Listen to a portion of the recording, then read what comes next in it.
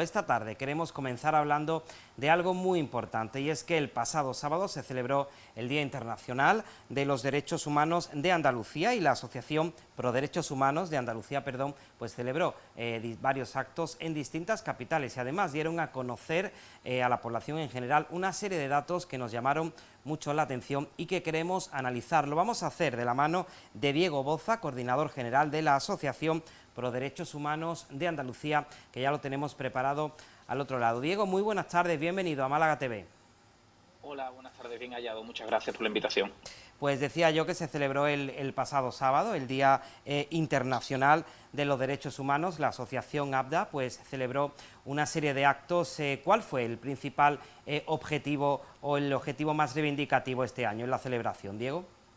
Bueno, nosotros este Universal de los Derechos Humanos lo que hacemos es utilizarlo para reclamar, como hacemos todo el año, pero esa efeméride nos sirve para incidir aún más en la necesidad del respeto de los derechos humanos, del cumplimiento de los derechos humanos para todas y todos en todos los lugares del mundo.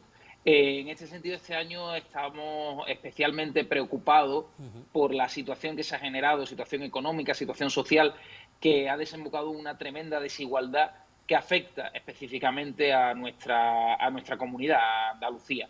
Y ese ha sido el leitmotiv de este 10 de diciembre.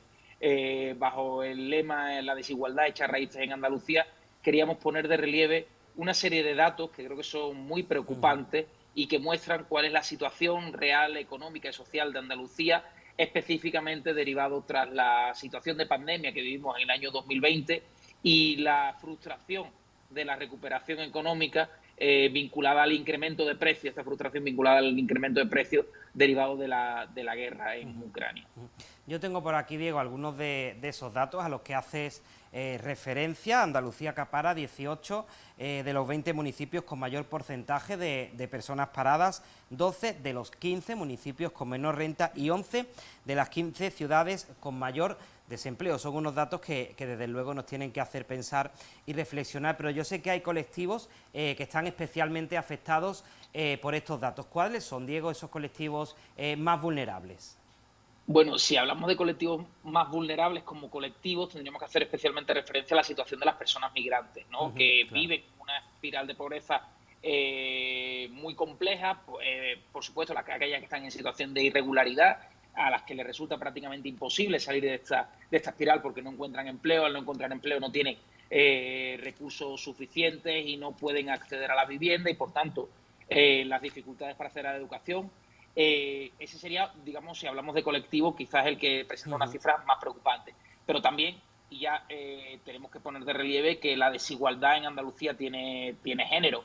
La situación de la mujer es también una situación pues es mucho peor. La brecha salarial se cifra en aproximadamente 5.000 euros anuales en la relación con los hombres, sufren un mayor desempleo y además también tienen unos condicionantes sociales vinculados con el patriarcado que las excluyen o que suponen una situación grave de desigualdad.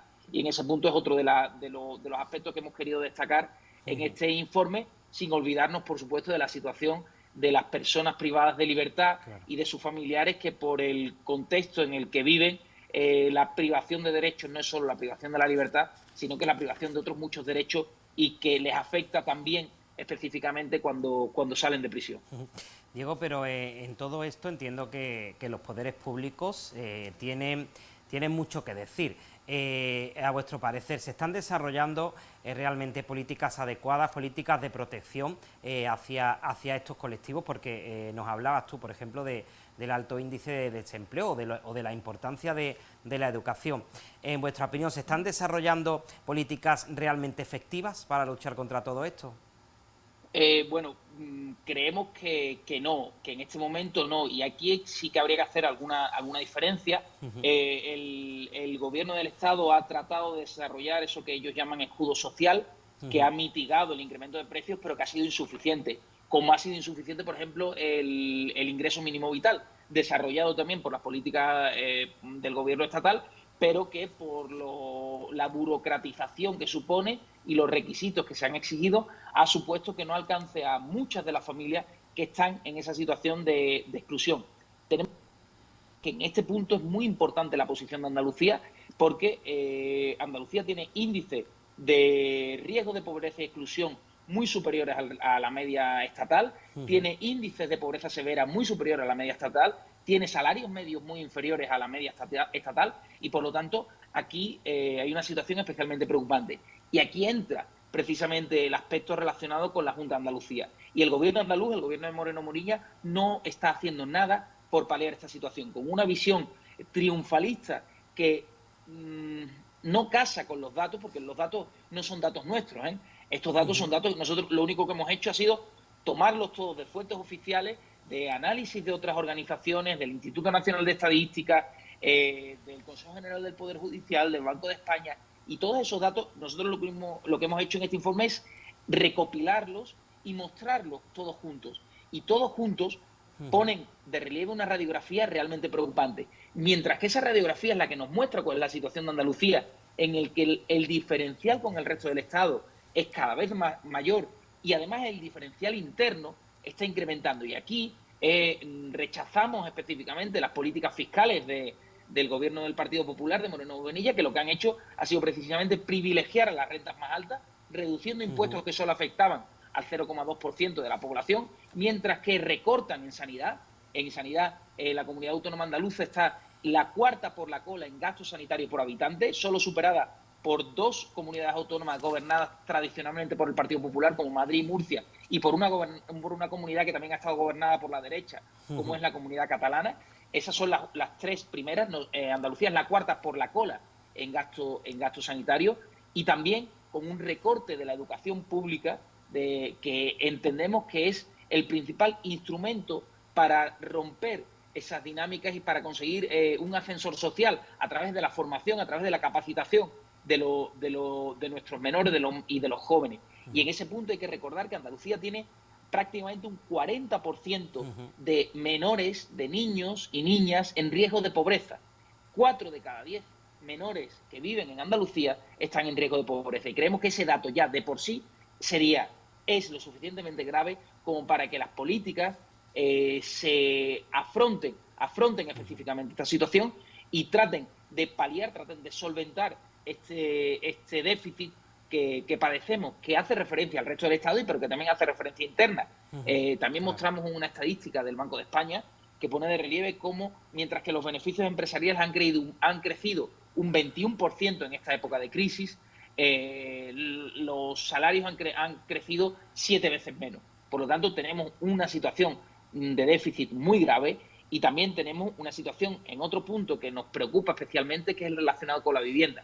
En Andalucía se ejecutan diariamente aproximadamente 18 desahucios. Estamos hablando de 18 desahucios al día, el 72% de alquiler, el 28% de desahucios de ejecuciones hipotecarias, pero que ponen sobre la mesa las dificultades en el acceso al derecho a la vivienda por parte de muchas personas en Andalucía, y ese acceso a la vivienda es uno de los eslabones esenciales para romper el círculo de la pobreza. Y no tener vivienda, no tener capacidad para acceder a la vivienda es uno de los principales problemas. Con el encarecimiento de la vivienda, la imposibilidad de hacerse propietario vinculado a la crisis de 2008 y los problemas hipotecarios que surgieron, ahora tenemos una situación que, por ejemplo, en ciudades como Sevilla, como Málaga o como Cádiz, es especialmente difícil para el acceso al alquiler. Los jóvenes de Andalucía tienen mucha dificultad para el acceso al alquiler, las familias tienen muchas dificultades, y eso se evidencia en la cantidad de desahucios vinculados al alquiler que estamos sufriendo. Y una última cuestión, Diego, ya antes de despedirte. Lo han mencionado antes un poco de pasada, pero me gustaría incidir un poco más.